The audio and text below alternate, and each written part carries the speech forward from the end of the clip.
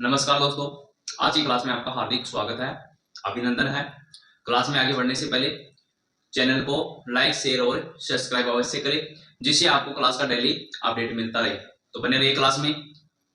कल की क्लास में हम बकरी की नस्ल जो थी उनका अध्ययन कंप्लीट कर लिया था। आज हम क्लास स्टार्ट करेंगे भेड़ की नस्ल। और भेड़ की नस्ल में हम आज भेड़ का वर्गीकरण और भेड़ शब्दावली के बारे में अध्ययन करेंगे। तो क्लास में बने रहिए। बात करते हैं भेड़ का वर्गीकरण का, यानी कि भेड़ को किस प्रकार से वर्गीकृत किया गया है। तो बने रहिए।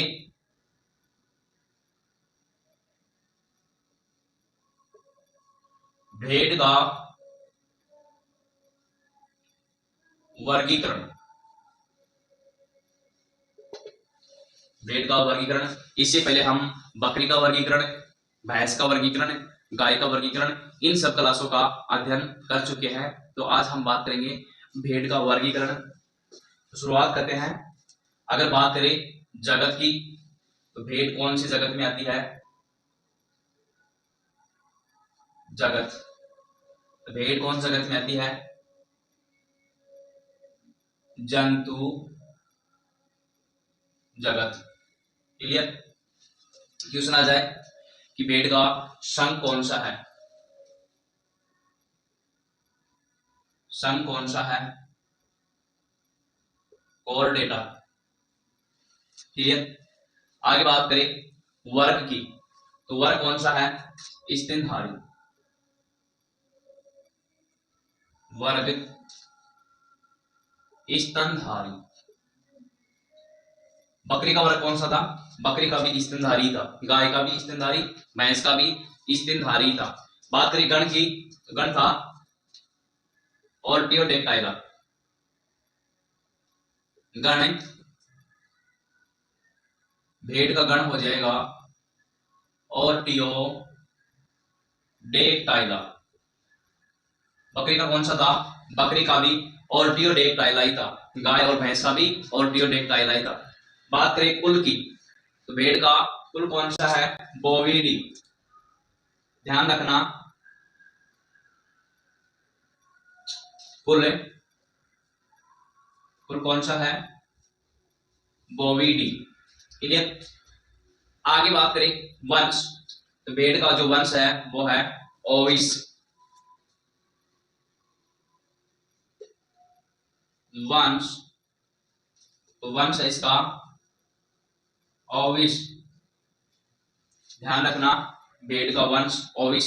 और लास्ट में बताता है जाति, तो भेड़ की जो जाति है वो कौन सी है? ओविस एराइस। 7 नंबर पे जाति, तो जाति हो जाएगी ओविस एराइस। क्लियर? तो ये बात हो गई भेड़ का वर्गीकरण। जगत, जंतु जगत, संघ, कोर्डेटा, वर्ग, स्तनधारी, गण, ऑर्टियोडेक्टाइला, कुल, बोविडी, वंश, ओविस, जाति, ओविस एराइस। क्लियर? अब बात करेंगे भेड़ की शब्दावली, यानी कि जिस प्रकार से हम गाय, भैंस और बकरी की शब्दावलियों का अध्ययन किए थे, उसी प्रकार से भेड़ की प्रमुख शब्दावली होती है जिनसे हम भेड़ों को संबोधित करते हैं। जैसे भेड़ों के समूह, वयस्क भेड़, मादा भेड़, इन सब के बारे में तो बने रहिए क्लास में।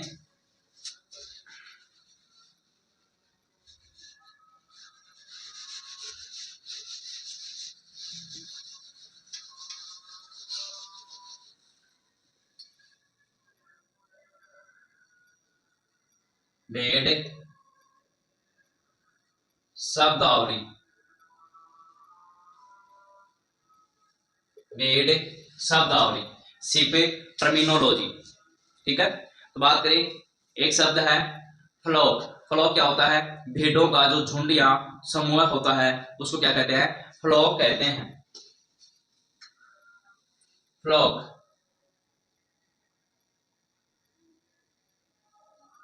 क्वेश्चन आ जाए, फ्लॉक का अर्थ होता है, तो भेड़ों का जो समूह या झुंड होता है वो क्या कहलाता है? फ्लॉक कहलाता है भेड़ों का झुंड या समूह। भेड़ों का झुंड या समूह क्या कहलाता है? फ्लॉक कहलाता है। आगे बात करें रैम। रैम क्या होता है? भेड़ का जो वयस्क नर होता है वो क्या कहलाता है? रैम कहलाता है। रैम रैम क्या होता है? भेड़ों का वयस्क नर। भेड़ों का जो वयस्क नर होता है उसको क्या कहते हैं? रैम कहते हैं। आगे बात करें ईव। ईव क्या होता है? भेड़ का जो वयस्क मादा होती है, भेड़ का या भेड़ की जो वयस्क मादा होती है वो क्या कहलाती है? ईव कहलाती है। ध्यान रखना, ईव। ईव क्या है?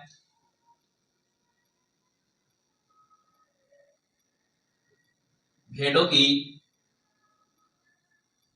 वयस्क मादा। भेड़ों की वयस्क मादा क्या कहलाती है? ईव कहलाती है। एक और शब्द है रैम लैम। रैम लैम क्या होता है? जो भेड़ का जवान नर होता है या जवान नर भेड़ क्या कहलाती है? Ram lamb. Ram lamb. Ram lamb का अर्थ होता है जवान नर भेड़। जवान नर भेड़ क्या कहलाता है? रैम लैम कहलाता है। एक और शब्द ईव लैम। तो ईव लैम क्या हो जाएगा? जवान मादा भेड़। Ewe lamb. Ewe lamb. Ewe lamb का अर्थ होता है जवान मादा भेड़। जवान मादा भेड़ ईव लैम्ब कहलाती है। आगे बात करें लैम्ब। ओनली, अगर लैम्ब आ जाए ओनली लैम्ब तो वो हो जाएगा भेड़ का बच्चा या मेमना। लैम्ब तो लैम्ब आ जाए तो भेड़ का बच्चा, जिसको हम मेमना भी बोलते हैं, वो क्या कहलाता है? लैम्ब कहलाता है। बात करें वेडर या वीदर। तो वेडर या वीदर क्या होता है? नर भेड़ जो बंध्याकृत हो। क्वेश्चन आ जाए वेडर या वीदर, तो ये क्या होता है? नर भेड़, ध्यान रखना, नर भेड़ जो बंध्याकृत हो। नर भेड़ जो बंध्याकृत हो, जिसको देसी भाषा में मेटा वगैरह भी बोलते हैं, वो कौन होता है? भेड़ का नर। क्लियर। आगे बात करें लैम्बिंग। लैम्बिंग क्या होता है? मादा भेड़ में जो प्रसव की प्रक्रिया होती है वो क्या कहलाती है? लैम्बिंग कहलाती है।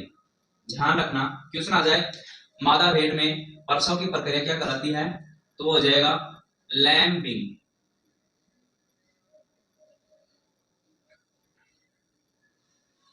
लैम्बिंग।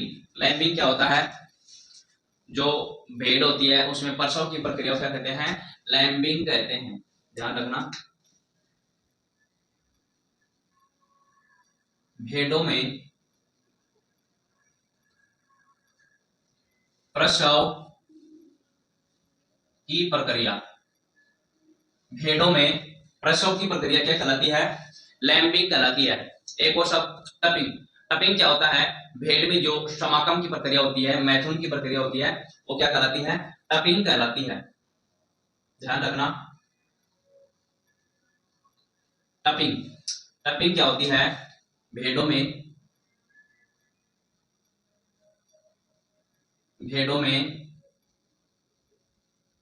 समागम, बोले तो मैथुन की प्रक्रिया क्या कहलाती है? टपिंग कहलाती है। क्लियर। आगे बात करें, एक शब्द है बिल्टिंग। बिल्टिंग क्या होता है? जो भेड़ों की जो बोलने की जो भाषा होती है, आवाज होती है, उसको क्या कहते हैं? बिल्टिंग कहते हैं। ध्यान रखना, बिल्टिंग।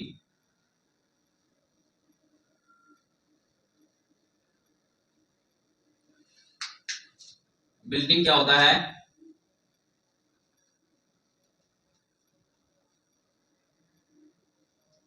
भेड़ों की आवाज या भेड़ों की जो बोलने की भाषा होती है उसको क्या कहते हैं? बिल्टिंग कहते हैं। क्लियर? तो हम अध्ययन कर रहे हैं भेड़ की शब्दावलियों का, जिसमें पहला है फ्लॉक। भेड़ों का समूह या झुंड क्या कहलाता है? फ्लॉक कहलाता है। रैम, भेड़ों का वयस्क नर रैम कहलाता है। ईव, भेड़ों की वयस्क मादा ईव कहलाती है। रैम लैम, जवान नर भेड़ रैम लैम कहलाती है। ईव लैम, जवान मादा भेड़ ईव लैम कहलाती है। और लैम, भेड़ का जो बच्चा या मेमना होता है उसको क्या कहते हैं? लैम कहते हैं। वेटर या वीदर, नर भेड़ जो बंदियाकृत हो, लैम्बिंग। भेड़ों में प्रसव की प्रक्रिया लैम्बिंग कहलाती है। टपिंग, भेड़ों में समागम अर्थात मैथुन की प्रक्रिया को टपिंग कहते हैं। और बिल्टिंग, भेड़ों की जो आवाज होती है, भेड़ों की जो बोलने की भाषा होती है वो बिल्टिंग कहलाती है। क्लियर? आगे देखते हैं।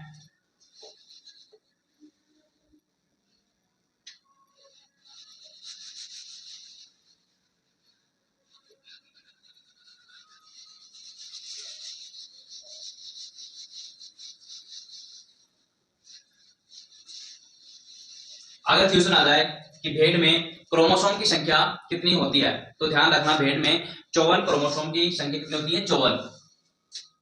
भेड़ में क्रोमोसोम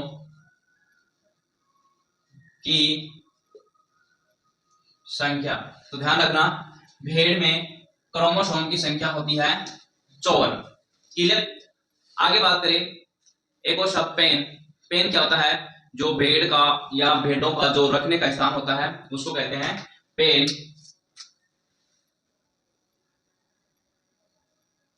पेन, भेड़ को या भेड़ों को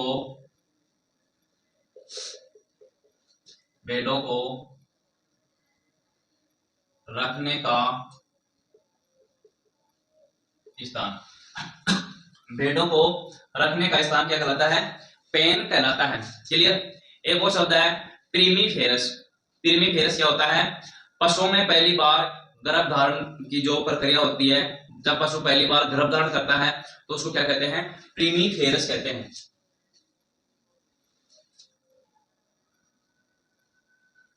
प्रीमीफेरस।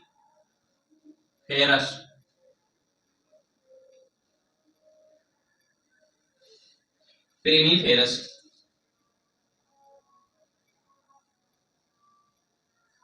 पशुओं में पहली बार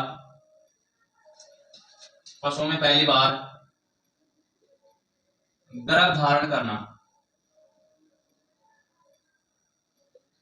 पशुओं में पहली बार गर्भ धारण करना क्या कहलाता है? प्रीमीफेरस। प्रीमीफेरस कहलाता है। पशुओं में पहली बार गर्भ धारण करना प्रीमीफेरस कहलाता है। ध्यान रखना। और बात करें न्यूलीफेरा। न्यूलीफेरा क्या होता है? जो पशु गाभिन हो। न्यूलीफेरा।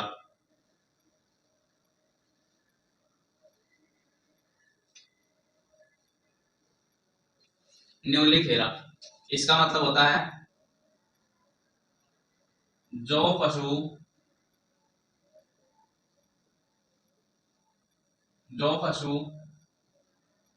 गाभिन हो वो क्या कहलाता है? न्यूलीफेरा कहलाता है।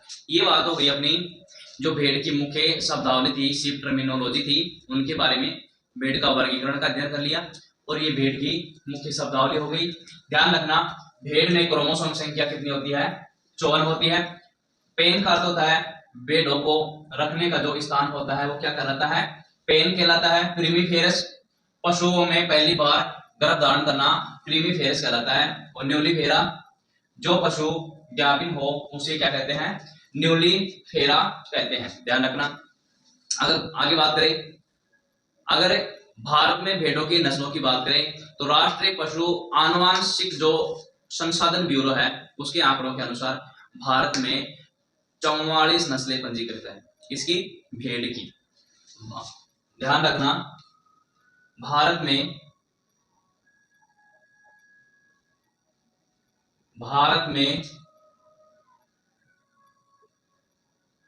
भेड़ों की कितनी नस्ल है? 44 नस्ल पंजीकृत हैं।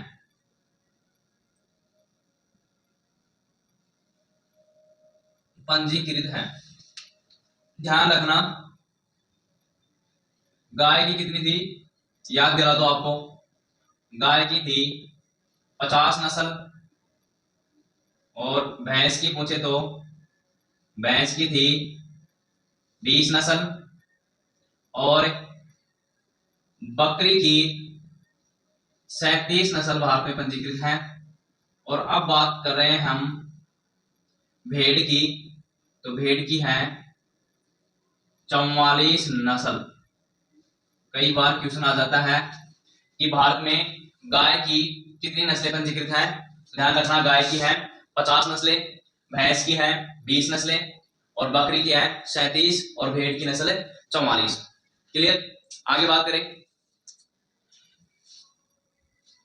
राजस्थान को क्या कहते हैं? अपने राजस्थान को भेड़ों का घर कहा जाता है। कई बार क्वेश्चन आ जाता है कि निम्नलिखित में से भेड़ों का घर कौन से राज्य को कहा जाता है या माना जाता है? ध्यान रखना, राजस्थान को भेड़ों का घर कहा जाता है। लिख लेते हैं, राजस्थान को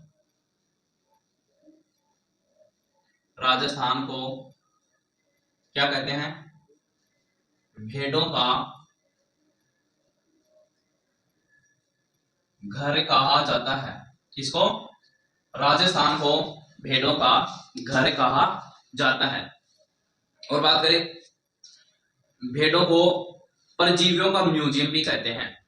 कई बार क्वेश्चन आ जाता है कि परजीवियों का म्यूजियम किसे कहते हैं? तो ऑप्शन दे देगा आपको, भेड़, बकरी, ऊंट वगैरह, तो आपको राइट आंसर करना है भेड़। भेड़ों को परजीवियों का म्यूजियम कहते हैं। भेड़ों को परजीवियों का म्यूजियम कहते हैं। क्या कहते हैं? परजीवियों का म्यूजियम कहते हैं। एक और बात, एक भेड़ थी डोली भेड़। डोली किस प्रकार की भेड़ है? डोली अपनी पहली क्लोन भेड़ है, और जिसका मतलब कि उस भेड़ को बनाने वाला वैज्ञानिक था, उसका नाम था विल्मुट। और कब? 5 जुलाई 2003। ध्यान रखना, डोली एक पहली क्लोन भेड़ है जिसको 5 जुलाई 2003 डॉक्टर विल्मुट द्वारा तैयार किया गया। क्वेश्चन आ जाए कि पहली क्लोन भेड़ कौन सी है, तो राइट आंसर डोली भेड़। अगर वैज्ञानिक पूछे तो डॉक्टर विल्मुट, अगर तारीख पूछे तो 5 जुलाई 2003। ध्यान रखना, डोली भेड़। डोली भेड़, डोली कैसी भेड़ है? पहली क्लोन भेड़। पहली क्लोन भेड़ कब तैयार की गई थी? 5 जुलाई 2003। डॉक्टर था, वैज्ञानिक था डॉक्टर विल्मुट। डॉक्टर विल्मुट द्वारा डोली भेड़ को तैयार किया गया था, जो कि पहली क्लोन भेड़ कहलाती है। 5 जुलाई 2003। ओके, एक और शब्द है शेयरिंग। शेयरिंग क्या होता है? भेड़ में जो ऊन उतारने की प्रक्रिया या ऊन उतारने की क्रिया जो होती है वो क्या कहलाती है? शेयरिंग कहलाती है। शेयरिंग। मान लो एग्जाम में यही क्वेश्चन आ गया कि शेयरिंग होता है या शेयरिंग का अर्थ होता है तो भेड़ में ऊन उतारने की क्रिया।